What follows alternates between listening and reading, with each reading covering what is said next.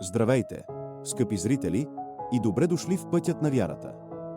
Днес ще се върнем назад във времето, в дните, които промениха хода на човешката история. Представете си Йерусалим преди 2000 години. Градът е разтърсен. Човекът, когото мнозина смятаха за Месия, беше разпънат на кръст. Учениците му са разпръснати, уплашени, заключени в тъмни стаи. Но тогава се случи немислимото, гробът беше празен. Исус възкръсна. Но какво се случи след това? Как тези уплашени рибари се превърнаха в хората, които обърнаха света с главата надолу? Днес ще проследим пътя на апостолите в дните след Възкресението. В продължение на 40 дни след своето възкресение, Исус се явяваше на своите ученици.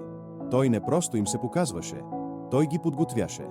Хранеше се с тях, обясняваше им писанията и им даваше последната заповед: идете и научете всички народи. Кулминацията дойде на Елеонската планина. Пред очите им Исус се възнесе на небето. Представете си недоумението в очите на Петър, Йоан и Яков. Те стояха и гледаха към небето, докато двама ангели не ги попитаха: защо стоите и гледате? Това беше моментът на прехода. Учителят си отиде физически, но обеща утешител. Апостолите се върнаха в Йерусалим вече не бягащи, а чакащи. 10 дни след Възнесението дойде празникът Петдесетница. Всички бяха събрани в една стая. Изведнъж се чу шум като от силен вятър и езици като от огън застанаха над всеки от тях. Това беше раждането на църквата. Светият Дух слезе върху тях и ги преобрази. Петър, същият, който 3 пъти се отрече от Исус от страх пред една слугиня, излезе пред хиляди хора. Неговият глас вече не трепереше.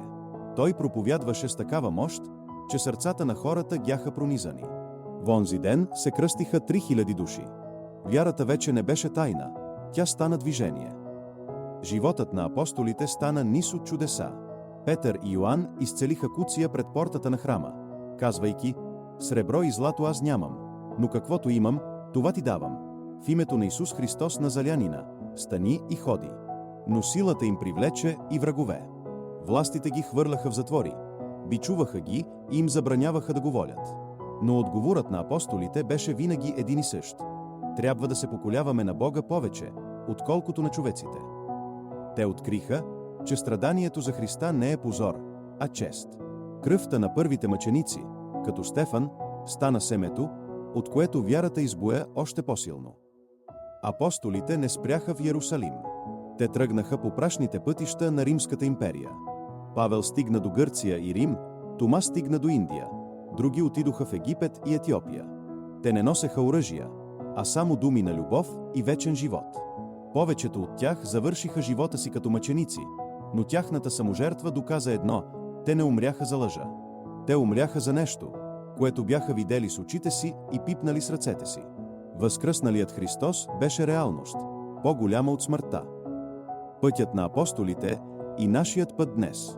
Път на смелост, на вяра срещу логиката и на надежда срещу отчаянието. Благодаря ви, че бяхте с нас в това пътуване по пътят на вярата. Не забравяйте да се абонирате и да споделите това видео, за да достигне Словото до повече сърца. Бог да ви благослови! Ако ви е харесало съдържанието, дайте палец нагоре и натиснете камбанката, така ще създадем общност, която ще изпълнена с вяра с нами Бог.